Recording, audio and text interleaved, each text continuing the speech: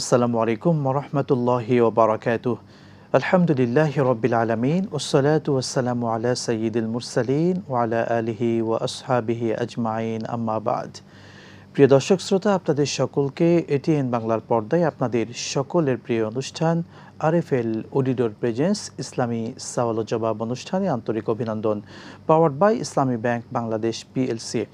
এই সুন্দর অনুষ্ঠানের মাধ্যমে দর্শক মণ্ডলী আমরা জীবন ঘনিষ্ঠ বিভিন্ন বিষয় নিয়ে আলোচনা করে থাকি। একই সঙ্গে আপনারা আমাদের কাছে যে প্রশ্নগুলো জানতে চান, মাসালাগুলো জিজ্ঞাসা করেন, সেই মাসালার কোরআন সুন্নাহর আলোকে সঠিক জবাব দেওয়ার চেষ্টা করে থাকি। আজকে অতিথি হিসেবে আপনাদের মাসালার জবাব দেবেন খ্যাতিমান আলেম দ্বীন শেখ ডক্টর শহীদুল ইসলাম বারাকাতি হাফিজাহুল্লাহ। আসসালামু আলাইকুম ওয়া রাহমাতুল্লাহি ওয়া বারাকাতুহু। ওয়ালাইকুম আসসালাম ওয়া রাহমাতুল্লাহি ওয়া বারাকাতুহু। শেখ, কেমন আছেন? আলহামদুলিল্লাহ, আপনি ভালো? আলহামদুলিল্লাহ, আপনাকে আন্তরিক অভিনন্দন জানাচ্ছি আজকে। হাইয়াকুমুল্লাহ। আমিন। দর্শক মণ্ডলী, আপনিও ফোন করে যে কোনো বিষয়ে জানতে চাইলে স্ক্রিনে দেখানো নাম্বারে ফোন করে প্রশ্ন করুন।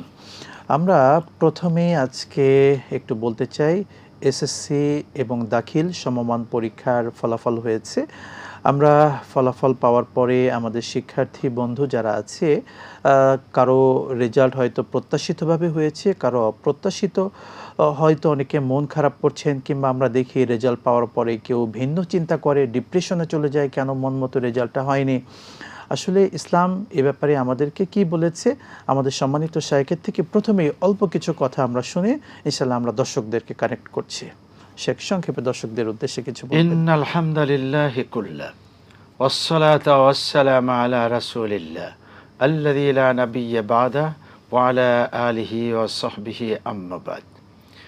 কুরআনে কারীমের বিখ্যাত আয়াত সকলেরই জানা। আউযু বিল্লাহি মিনাশ শাইতানির রাজীম। লা তাকনাতু মির রাহমাতিল্লাহ। আল্লাহর রহমত থেকে নিরাশ হও না।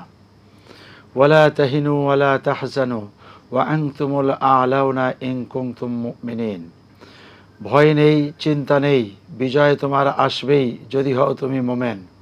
তো ঈমানের উপরে যদি অটল থাকি, তাহলে যা হবে রেজাল্ট আল্লাহর পক্ষ থেকে তাই মেনে নেব, এবং এটাই হওয়া উচিত মোমেনদের জন্য।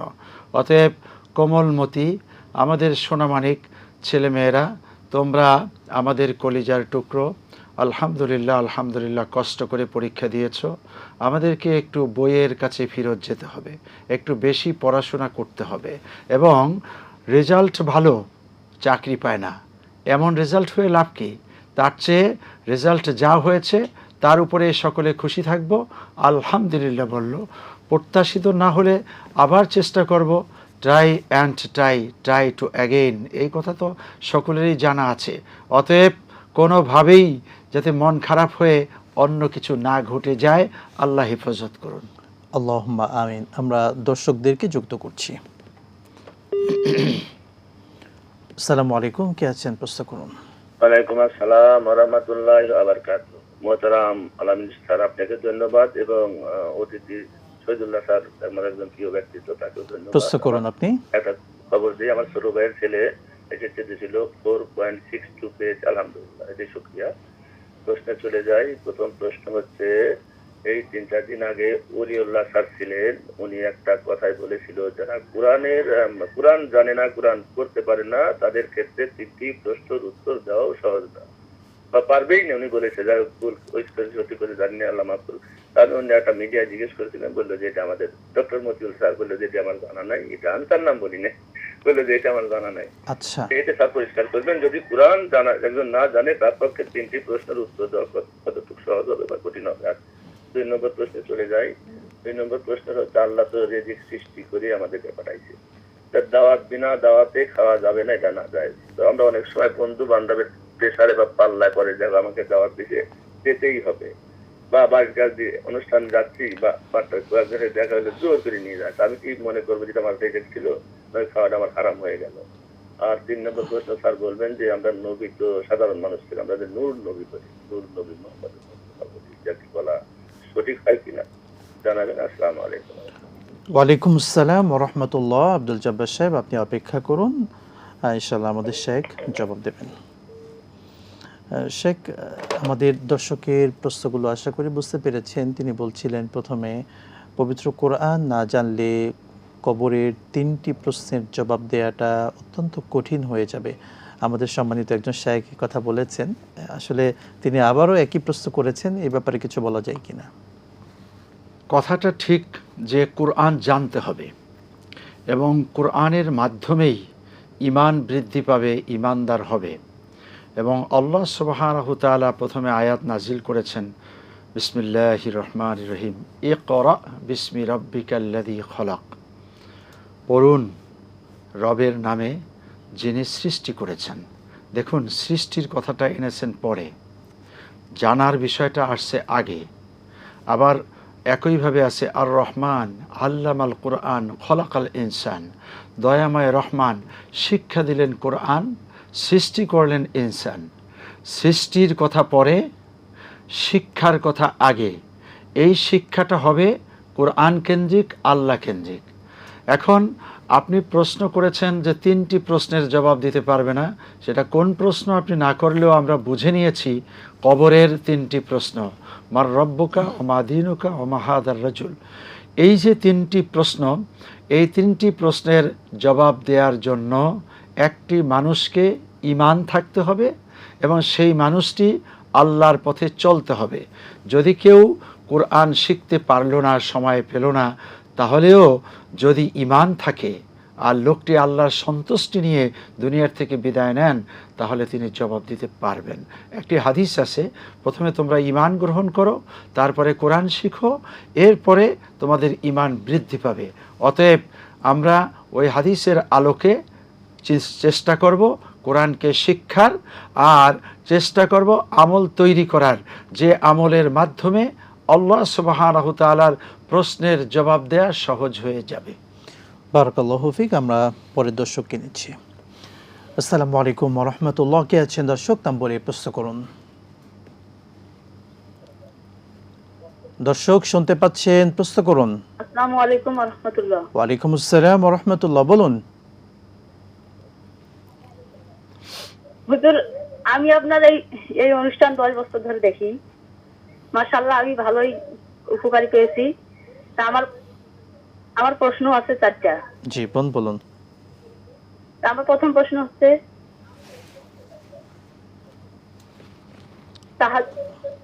তাহাজ্জুদের নামাজ চলছে, এ সময় যদি আজান হয় আর তারপর বিতর নামাজটা কি? আচ্ছা, আমি নামাজটা শেষ করে বিতর সালাতটা কি আদায় করতে পারবো? আচ্ছা, পরের প্রশ্ন।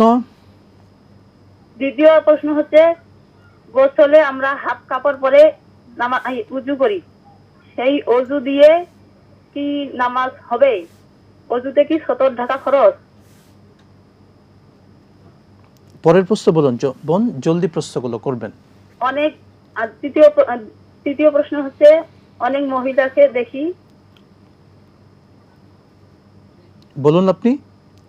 নেটে ডিস্টার্ব, হাঁটু বুক জোড়ো সরো করে নামাজ আদায় করে, 3টা এটা কি নিছেন, বাস সঠিক? 3টা না। তাদেরকে যদি সঠিকটা বলি, তাহলে তারা বলে যে হানাফি মুহাম্মদি আলাদা আলাদা নামাজ।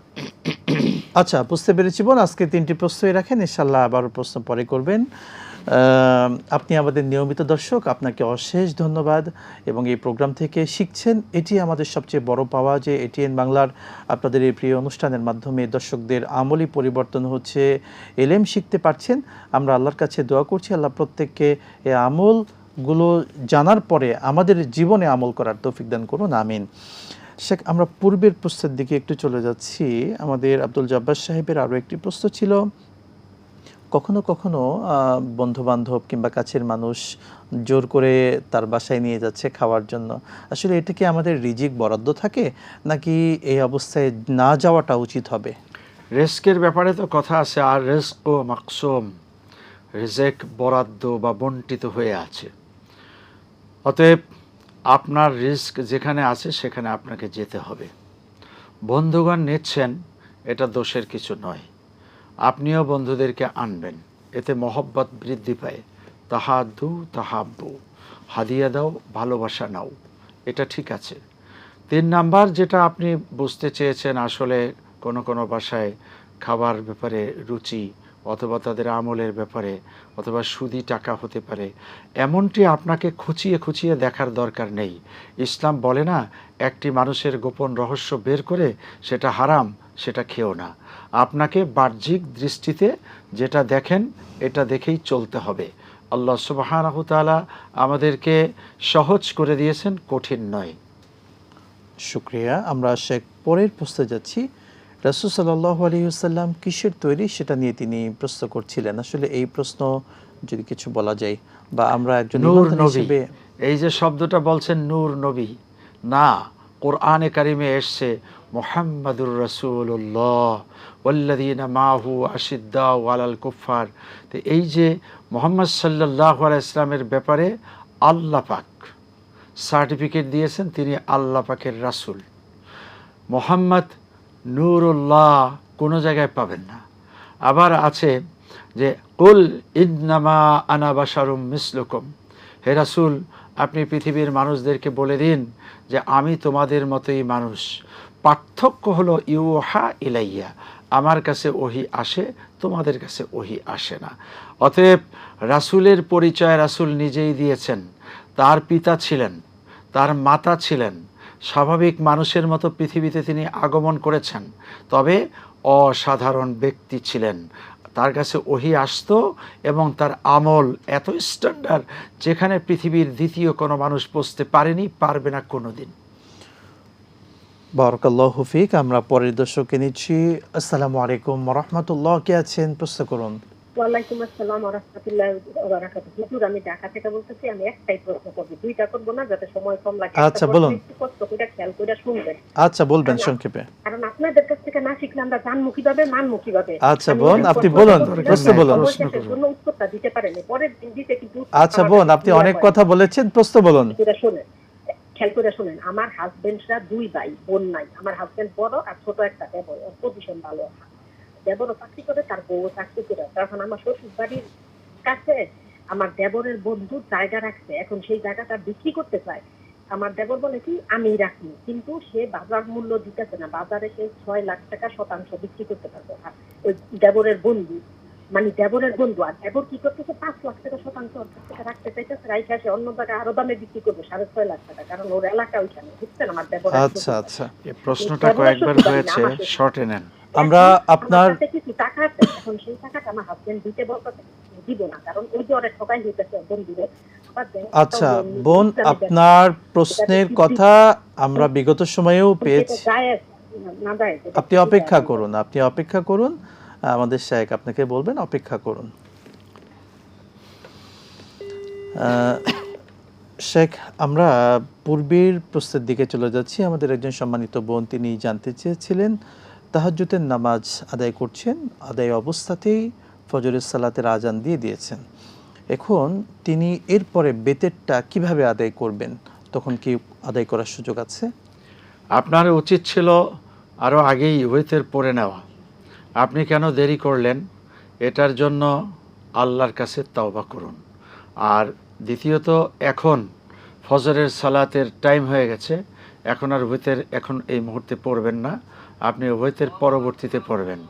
হ্যাঁ, যদি আপনি এই সময়েও পড়ে নিতে চান, তাহলে আপনি ওয়েতেরটা পড়লেন সময়ের বাহিরে যেয়ে ওয়েতের যদি আদায় করেন, তাহলে করতে হবে 4 রাকাত। তার মানে ওয়েতের 1 রাকাত, 3 রাকাত যে পদ্ধতি আছে, আপনার করতে হবে 4 রাকাত। জি, আশা করি দর্শক বুঝতে পেরেছেন। জি, প্রিয় দর্শক মণ্ডলী, দেখছিলেন এটিএন বাংলার পর্দায় আপনাদের সকলের প্রিয় অনুষ্ঠান আরএফএল অডিটর প্রেজেন্স ইসলামী সওয়াল ও জবাব, powered by Islami bank Bangladesh PLC. সময় হলো ছোট্ট বিরতির, সঙ্গেই থাকুন, ফিরছি ইনশাআল্লাহ।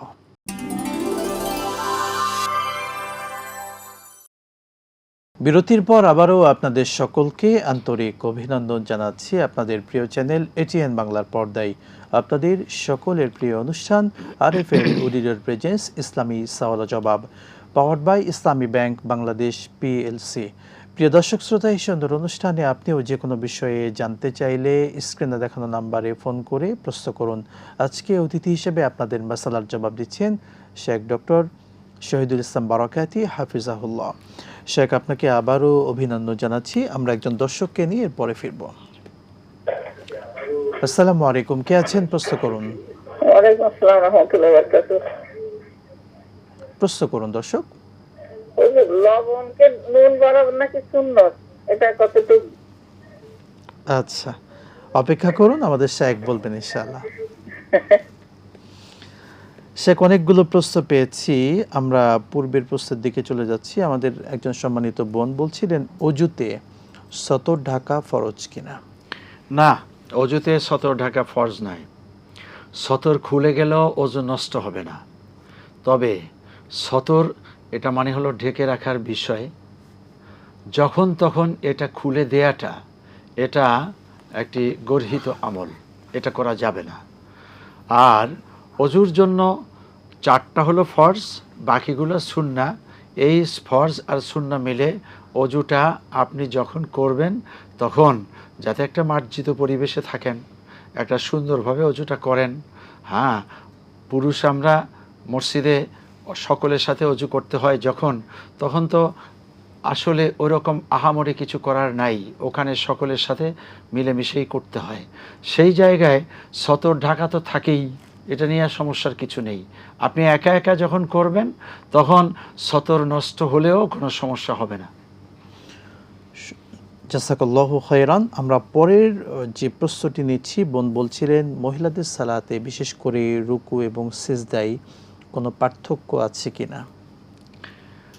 রাসূল সাল্লাল্লাহু আলাইহি ওয়াসাল্লামের হাদিস, সল্লু কামা রাআইতুমুনি উসাল্লি, আমাকে যেভাবে নামাজ পড়তে দেখো তোমরা সেভাবেই নামাজ পড়ো।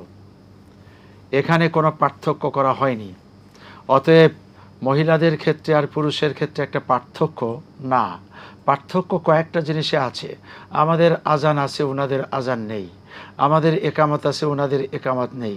আমরা একা একা নামাজ পড়লে আস্তে অথবা জোরে দুইভাবেই পড়তে পারবো, কিন্তু ওনারা একা একা যখন নামাজ পড়বেন তখন আস্তে আস্তেই পড়বেন। আর যখন জামাতের সাথে হবে, অর্থাৎ মহিলা জামাত, একজন ইমামতি করবেন আর বাদ বাকিরা তার পিছনে অনুসরণ করবেন। সেক্ষেত্রে দাঁড়ানোর ক্ষেত্রে পুরুষের মতো এত সামনে যেয়ে দাঁড়াবে না, সামান্য 1 ইঞ্চি 1.5 ইঞ্চি যিনি ইমামতি করবেন উনি একটু সামনে থাকবেন, বাকিরা সব একাকার হয়ে থাকবেন। একা একা নামাজ পড়তেছেন আর জোরে জোরে সূরা পড়বেন না, এটা করবেন না। বারাকাল্লাহু ফিক। আমরা পরের একজন দর্শক ছিলেন, তার প্রশ্নের দিকে একটু চলে যাচ্ছি। আমাদের বোন বলছিলেন তার পারিবারিক একটি সমস্যা নিয়ে, তার দেবরের কথা বলছিলেন তিনি। আচ্ছা, এই প্রশ্নটা আমি বুঝতে পেরেছি, সময় নষ্ট করা যাবে না। বোন, প্রথমত আপনাকে ধন্যবাদ জানাই, আপনি এই প্রশ্ন কয়েকবার করেছেন। 2 নাম্বার হলো এটা একটা পারিবারিক বিষয়, স্থানীয় আলেম অথবা সামাজিক ব্যক্তিদের মাধ্যমে সেটার সমাধান করবেন।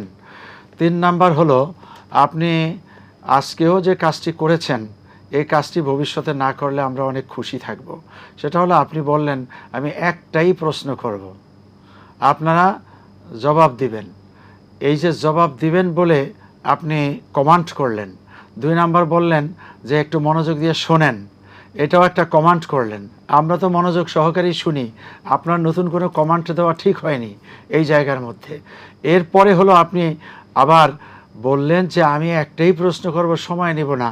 আপনারা বলেন আবার আপনি নিজে ওয়াজ শুরু করে দিলেন, আপনারা যদি না শুনেন, আপনাদেরকে না বলতে পারি তাহলে কেমন? আমরা শুনি না এই কথা কে বলল? আপনি এই জাতীয় কথা বলে তো একটা অভিযোগ দায়ের করতেছেন আমাদের বিরুদ্ধে, না এটা বলবেন না। এবার আপনার ওখান থেকে যতটুকু বোঝা গেল ততটুকুর জবাব দিচ্ছি। এটাই আবার একেবারেই পাকাপোক্ত আপনি আইন হিসাবে নেবেন না, কারণ আপনার ভিতরে কি আছে সেটা আমাদের জানা নেই। 1 নাম্বার হলো যদি কেউ জমির দালালি করে আর সেখান থেকে কিছু পয়সা পায়, তাহলে দুপক্ষের আলাপ আলোচনার ভিত্তিতে সে 1% 2% এটা নিতে পারবে। It is called service charge. এতটুকু নেওয়া জায়েজ আছে, জোর জুলুম করে নেওয়া জায়েজ নেই। 2 নাম্বার হলো কেউ যদি কিছু গোপন রাখে, অর্থাৎ ফাঁক ফোকরে কিছু রেখে কথা আদান প্রদান করে, যেখানে ধোঁকা আছে, যেখানে অস্পষ্টতা আছে, যেখানে গরার আছে, যেখানে খেদা আছে, এটা জায়েজ নেই, জায়েজ নেই। এবার আপনার দেবর করছে নাকি দেবরের বন্ধু করছে, কে করছে সেটা আমাদের বিষয় না। বিষয়টা হলো ওখানে অস্পষ্টতা আছে কিনা, ওখানে ধোঁকা আছে কিনা, ওখানে গরার আছে কিনা, ওখানে খেদা আছে কিনা, প্রতারণা আছে কিনা। এমন কিছু থাকলে পরে সে যেই করুক না কেন অপরাধী হবে, কোনো সন্দেহ নেই। এখন বাদবাকি আরও কোনো অস্পষ্টতা আপনার ভিতরে থাকলে এটা এলাকার লোকজন নিয়ে স্পষ্ট করে নিন। ধন্যবাদ শেখ। আমরা পরের দর্শককে যুক্ত করছি। আসসালামু আলাইকুম ওয়া রাহমাতুল্লাহ, কে আছেন প্রশ্ন করুন। ওয়ালাইকুম আসসালাম। আমার দুইটি প্রশ্ন। বলুন। প্রথম প্রশ্ন হচ্ছে, কত টাকা থাকলে যে কুরবানি দেওয়া ওয়াজিব হয়? আর যাকাত তো মনে করেন 1 বছর টাকা লাগে। কুরবানি তো শুনছি যে ওই যে ঈদের 3 দিন থাকলেই কুরবানি দিতে হয়। এক্ষেত্রে অনেকে সারা বছর মনে করেন কষ্ট করে চলে কিছু কিছু টাকা জমায় একটু কুরবানি দেওয়ার জন্য। তো ওই সব ব্যক্তিকে কি যাকাত দিলে যাকাত আদায় হবে কিনা? আর আরেকটা প্রশ্ন হচ্ছে, সালাতুত তাসবিহ নামাজ, এটা শুনছি যে জীবনে একবার হলেও করতে হয়। যদি কেউ নাই পড়ে তাহলে কি খুব গুনাহ হবে, বড় গুনাহ হবে? এবং ওই যে ওযু কইরা যে 2 রাকাত নামাজ পড়তে হয়, এটা ওই রকমই যদি কেউ নাই পড়ি তাহলে কি গুনাহ হবে নাকি? আচ্ছা, বুঝতে পেরেছি বোন, আপনি অপেক্ষা করুন, আমাদের শেখ বলবেন। শেখ, আমরা পূর্বের একজন সম্মানিত দর্শক তার প্রশ্নটি নিচ্ছি। তিনি বলছিলেন লবণকে নাকি নুন বলতে হয়, এটা সুন্নাত। তিনি কোথায় থেকে শুনেছেন আমি জানি না, এই ব্যাপারে কোনো কথা পাওয়া যায় কিনা শেখ? তাহলে তো পানিকেও জল বলতেই হবে। হ্যাঁ, গ্লাসকে পানি খাওয়ার পাত্র বলতে হবে, প্লেটকে ভাত খাওয়ার পাত্র বলতে হবে। আরে এই কথা কে শিখালো? না, এই কথা কোনো যুক্তিসঙ্গত কথা না। আর এত ছোটোখাটো বিষয় আপনারা টেলিভিশনের এই গুরুত্বপূর্ণ সময়টাকে নিয়ে নিচ্ছেন। লবণকে লবণ বলতে কোনো আপত্তি নেই। জি। পরের প্রশ্ন ছিল, আমাদের সম্মানিত বোন বললেন আসলে কুরবানির ক্ষেত্রে কত টাকা থাকলে একজন ব্যক্তির উপর কুরবানি ওয়াজিব হবে? মাসালার জবাব অনেকটা তো আপনি দিয়েছেন।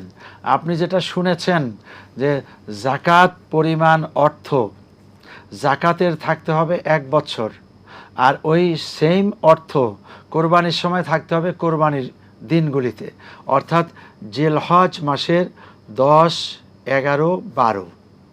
এই 12 তারিখ সূর্যাস্তের পূর্ব পর্যন্ত কোরবানি।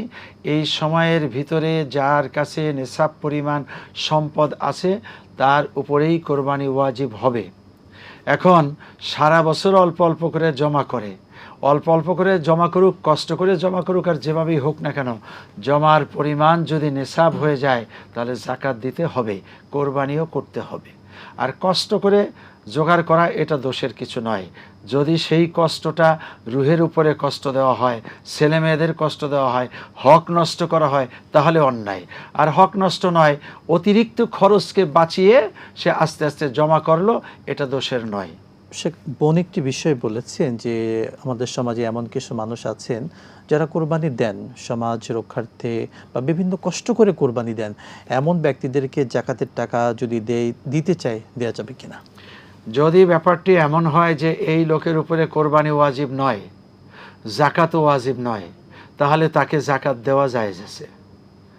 সে কোরবানিও দিতে পারে না, কিন্তু সে কোরবানি দিল হয়তো মানুষের কাছ থেকে কিছু টাকা পয়সা হাওলাত নিয়ে, ছেলেমেয়েদেরকে নিয়ে এই সময় ঈদ উৎসব পালন করতে মনে চেয়েছে, করছে, কিন্তু আসলে তার নেশাব নেই। যে পরিমাণ অর্থ থাকলে জাকাত হবে সে পরিমাণ অর্থ নেই, তাহলে সে খেতে পারবে, তাকেও জাকাত দেওয়া যাবে। জি, বারাকাল্লাহু ফিক। আমরা বিরতি থেকে ফিরে এসে তবে দেখতে হবে এর চেয়েও নিডি মানুষ অনেক আছে, সেই ক্ষেত্রে জাকাতের টাকাটা সেখানে দেওয়াটা উত্তম। জি, শুকরিয়া। প্রিয় দর্শক শ্রোতা, দেখছিলেন এটিএন বাংলার পর্দায় আপনাদের সকলের প্রিয় অনুষ্ঠান আরএফএল অডিটর প্রেজেন্স ইসলামী সওয়াল ও জবাব, powered by Islami bank Bangladesh PLC. সময় হলো আরও একটি ছোট্ট বিরতির, সঙ্গেই থাকুন, আবারও ফিরছি ইনশাআল্লাহ।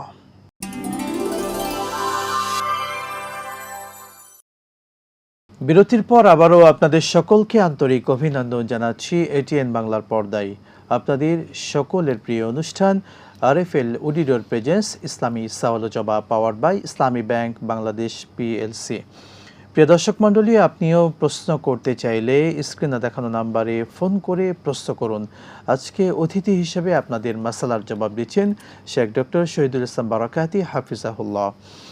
শেখ, আপনাকে আবারও অভিনন্দন জানাচ্ছি। আমরা বিরতির পূর্বে আমাদের একজন সম্মানিত বোনের প্রশ্ন ছিল, সালাতুত তাসবিহ কিংবা তাহিয়াতুল উযু যে নামাজগুলো আছে, এই নামাজগুলো যদি জীবনে একবারও কেউ আদায় না করে গুনাহগার হবেন কিনা?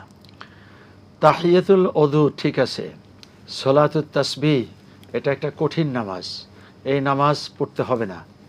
জীবনে একবার কেন, কোনো সময় না পড়লে কোনো অসুবিধা নেই। আপনাকে 5 ওয়াক্ত ফরজ সলাত এটা ঠিক রাখতে হবে, কোনো দিন যাতে একটি নামাজও ছুটে না যায় এ ব্যাপারে আপনাকে স্ট্রং থাকতে হবে। সলাতুত তাসবিহ এটা পড়লে কঠিন একটা বিপদ, সেটা হলো যে রুকুতে যে এতগুলো দোয়া পড়তে হবে, সেজদায় যে এতগুলো দোয়া পড়তে হবে, আবার মাঝখানে এতগুলো দোয়া পড়তে হবে। এই বিপদ ইসলাম নিজে নিজে ডেকে আনতে বলে নাই।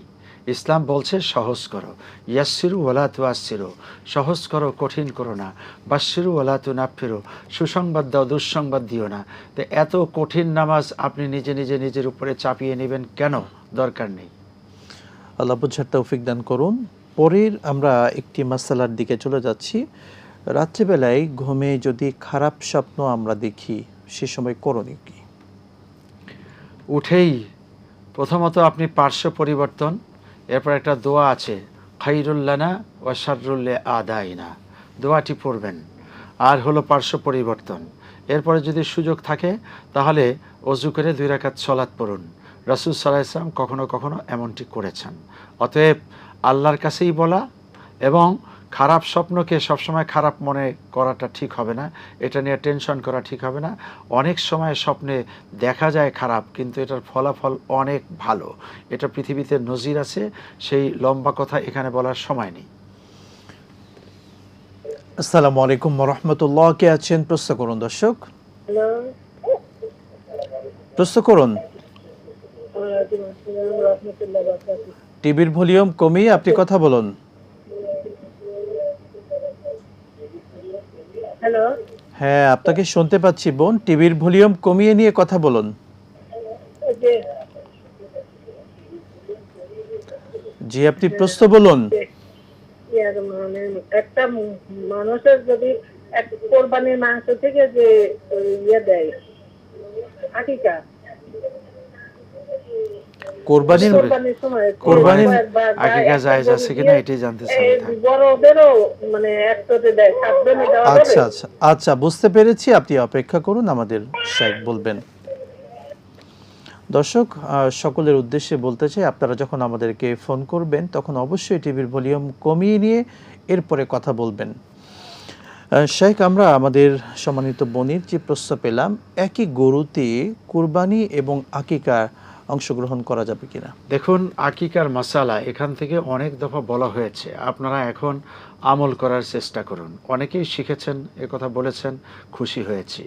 আপনিও এই বিষয়টি মনে রাখুন, আকিকা এটা হবে একটি শিশুর জন্মের 7ম দিনে, না পারলে 14তম দিবসে, না পারলে 21তম দিবসে, এরপরে আর আকিকা নেই। এবার কথা হলো, জন্মের 7ম দিনেই কোরবানি, এমনটি কি গনে গনে আল্লাহ পাঠালেন? এমনটি হওয়া এটা খুব সহজ নয়, কঠিন একটা ব্যাপার। অথবা জন্মের 14তম দিবসে যে কোরবানি হয়, তো এই জন্য কোরবানি ভিন্ন জিনিস, আকিকা ভিন্ন জিনিস। আকিকা জন্মের সাথে জড়িয়ে, আর কোরবানি হলো নেসাবের সাথে জড়িয়ে। অতএব যার সম্পদ আছে, জাকাত দেওয়া পরিমাণ, তিনি হলেন কোরবানি দিবেন। এবার কোরবানির পশুর ভিতরে আকিকা দিবেন কি করে? আপনি কোরবানি একটি গরুকে যদি দেন, তাহলে এটা তো কোরবানি দিচ্ছেন। এটার ভিতরে যদি আকিকা বসাতে যান, তাহলে একটা ছেলে হলে আকিকা দিতে হবে 2 মাথা, তার মানে 2 গরু।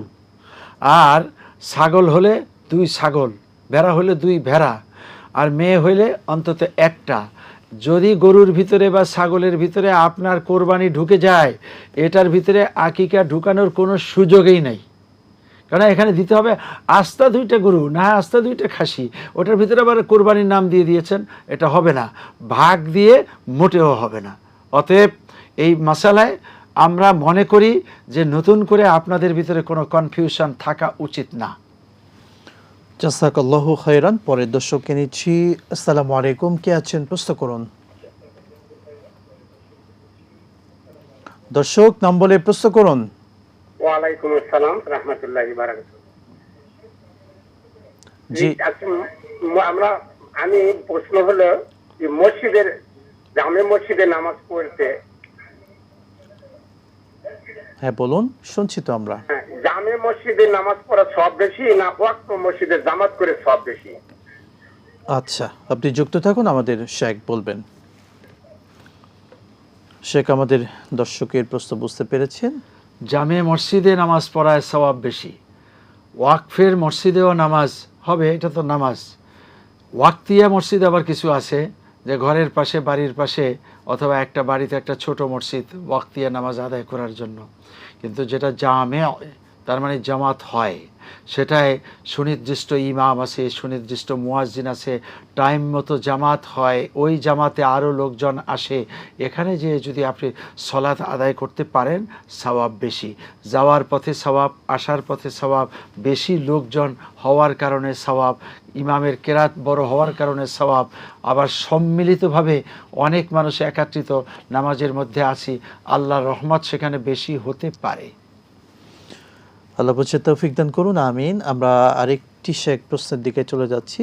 সালাতে মনোযোগ নষ্ট হয় আমাদের, এক্ষেত্রে মনোযোগ ফেরাতে করণীয় কি? খুশু খুজু, তার মানে আল্লাহর ভয় আপনার হৃদয়ের ভিতরে থাকবে। আপনি যদি এমনটি চিন্তা করেন যে আমি এখন প্রধানমন্ত্রীর সামনে দাঁড়ানো, তখন কি আপনি মাথাটা চুলকাতে পারবেন? তখন কি আপনি এইভাবে দাড়ি ঘষতে পারবেন? তখন আপনি স্ট্যান্ড বাই থাকবেন যে প্রধানমন্ত্রী আমার এই অবস্থা দেখলে কেমন লাগবে। প্রেসিডেন্টের সামনে আপনি দাঁড়ানো আছেন, তখন তো আপনি এলোমেলো চলতে পারেন না, কথাও বলেন না, আপনি নীরবে থাকেন, প্রয়োজনীয় কথাটা বলেন আর প্রয়োজনীয় কথাটা শুনেন। ঠিক প্রধানমন্ত্রী আর প্রেসিডেন্টের দাম যত বেশি, আল্লাহর দাম কি তার চেয়ে বেশি না কম? আপনি কত প্রেসিডেন্ট একত্রিত করলে আল্লাহর সমান বানাতে পারবেন? নাউজুবিল্লাহ, হবে না, হবে না, হবে না। বিশ্ব একত্রিত করলেও আল্লাহ সুবহানাহু তাআলার ক্ষুদ্র একটুখানি কণার সমান হবে না। অতএব সেই আল্লাহ সুবহানাহু তাআলার সামনে দাঁড়ানো, এটা চিন্তা করে যদি আপনি নামাজ আদায় করেন, তাহলে আপনার নামাজের ভিতরে অমনোযোগী হওয়ার কোনো সুযোগই নেই। আর হাদিস শরীফে এটাই শিক্ষা দেওয়া হয়েছে, আনতা বুদাল্লাহ কাআন্নাকা তারাহু ফাইন লাম তাকুন তারাহু ফাইন্নাহু ইয়ারাক। তুমি এমনভাবে সলাত আদায় করো যেন তুমি আল্লাহকে দেখতে পাচ্ছ। যদি তুমি আল্লাহকে দেখতে নাও পাও, আল্লাহ অবশ্যই তোমাকে দেখতে পাচ্ছেন। অতএব এইভাবে ইবাদত করলে, এইভাবে খুশু খুজু একাগ্র চিত্তে আল্লাহর ভয় নিয়ে নামাজ পড়লে আপনার ডান বাম কোনো চিন্তা আসবে না। 2 নাম্বার হলো কবরের ভয়, 3 নাম্বার হলো হাসরের ভয়, 4 নাম্বার হলো জান্নাতের আশা। এগুলো সামনে আনেন, দেখবেন যে আপনার নামাজের ভিতরে একাগ্রতা বাড়বে। আল্লাহ আমলের তৌফিক দান করুন, আমিন। আসসালামু আলাইকুম ওয়া রাহমাতুল্লাহ, কে আছেন বলুন। আসসালামু আলাইকুম। ওয়ালাইকুম আসসালাম, বলুন। যে আমার স্বামী আমার ছেলে মেয়েটি, কিন্তু আমার ওই দেবর মারা গেছে আমার স্বামীর পরে। এখন আমার ছেলে মেয়ে ওই যে দেবরের যে অংশ, দেবরের পরে মারার পর নাকি আমার ছেলে মেয়ে পাবে না, যে ভাই মারা গেছে আগে। আচ্ছা এরকম ছেলে মেয়ে ওই দেবরের অংশ নাকি দেবে না। আচ্ছা, আপনি অপেক্ষা করুন। দর্শক, আপনি সহ সকল দর্শকদের উদ্দেশ্যে আমরা বলতে চাই, আমরা জমিজমা বিষয়ে অর্থাৎ মিরাস বিষয়ে, একই সঙ্গে স্বপ্নের ব্যাখ্যা কিংবা তালাক সংক্রান্ত বিষয় বা নামের অর্থ, এই ধরনের প্রশ্নের জবাব আমরা টেলিভিশন থেকে এই অল্প সময়ে দিয়ে থাকি না, কেননা দেওয়া সম্ভব নয়। কারণ এগুলো বিস্তারিত শুনতে হয়, শোনার পরে তারপরে জবাব দিতে হয়। ধন্যবাদ। আপনি নিকটতম কোনো বিজ্ঞ আলেমের শরণাপন্ন হয়ে আপনি সেটি জেনে নেবেন। আপনাকে অসংখ্য ধন্যবাদ। শেখ, আমরা এই জমিজমা কেন্দ্রিক বিষয়ে একটু মূল কথা যেটি একটু জানতে চাই। ওনাকে শুধু এতটুকু বলবো যে যদি ভাই আগেই মারা যায়, বাবার আগে, তাহলে তো বাবা জীবিত থাকতে সন্তান মারা গেলে ওই সন্তানের ঘরে নাতি নাতিন থাকলে তারা বাবার সম্পত্তি পাবে না। এখন দেবর দিবে না, এই প্রশ্নটা ভালো করে বুঝি নাই, আর এটা আমাদের বুঝারও কথা না। আমরা এখানে এত অল্প সময় আপনাদের এই বিস্তারিত শুনতে পারি না। আপনি স্থানীয় কোনো আলেম, বিচার সালিসি যারা করে এমন মাতুব্বর, তাদেরকে বিষয়টি বুঝান, তারা বুঝবে। এক কথার জায়গায় 10 কথা প্রশ্ন করে করে আপনার পেটের ভিতরে সব খবর নিয়ে তারপরে স্থানীয়ভাবে একটা সমাধান দিবে। ওই সমাধানটাই আপনার জন্য উত্তম হবে। জি, আশা করি আমাদের দর্শক বুঝতে পেরেছেন।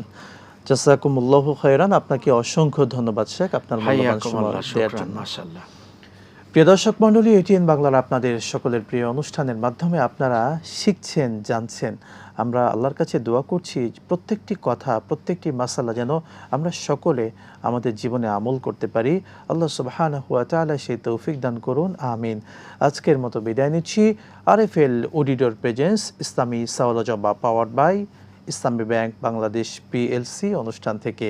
আসসালামু আলাইকুম ওয়া রাহমাতুল্লাহি ওয়া বারাকাতুহু।